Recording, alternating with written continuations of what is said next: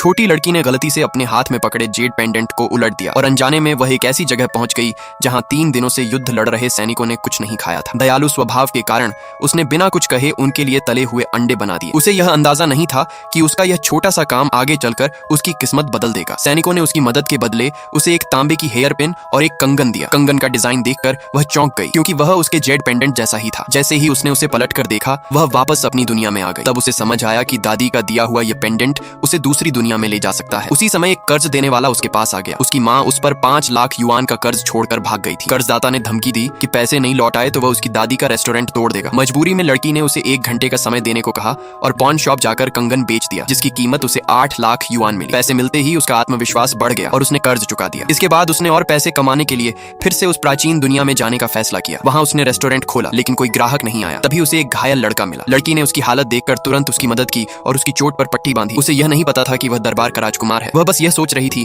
कि इससे उसे कोई फायदा मिल सकता है। कुछ देर बाद राजकुमार होश में आ गया और कृतज्ञता में अपनी कीमती तलवार उसे दे दी। लड़की ने उसके लिए खाना बनाने का फैसला किया। राजकुमार को पहले लगा कि कुछ खास नहीं मिलेगा, लेकिन जब उसने नूडल्स खाए तो वह उनके स्वाद में खो गया। उसी समय उसके लोग उसे ढूंढते हुए वहां पहुंचे और उसे पहचान लिया। डिप्टी जनरल भी वहां आया और खाने की खुशबू से आकर्षित हुआ, लेकिन माहौल जल्दी ही गंभीर हो गया। डिप्टी जनरल ने बताया कि शहर में खतरा है और यह जगह अजीब लग रही है। उसने लड़की से उसके पत्थर के बारे में पूछा और उसकी पहचान जाननी चाहिए। लड़की ने सच छुपाते हुए खुद को एक व्यापारी बताया और कहा कि अगर राजकुमार उसे भुगतान करे तो वह उसकी जरूरतें पूरी कर सकती है। राजकुमार के पास पैसे नहीं थे, इसलिए उसने वादा करने की बात कही, जिसे सुनकर लड़की को भरोसा नहीं हुआ। तब डिप्टी जनरल ने बताया कि वे महीनों से दुश्मनों से घिरे हुए हैं, सेना की सप्लाई खत्म हो चुकी है और वे बहुत कठिन हालात में जी रहे हैं। राजकुमार ने कहा कि उसके सैनिक उसके लिए परिवार जैसे हैं। यह सुनकर लड़की भावुक हो गई और परिवार शब्द ने उसे अंदर तक छू लिया। उसे समझ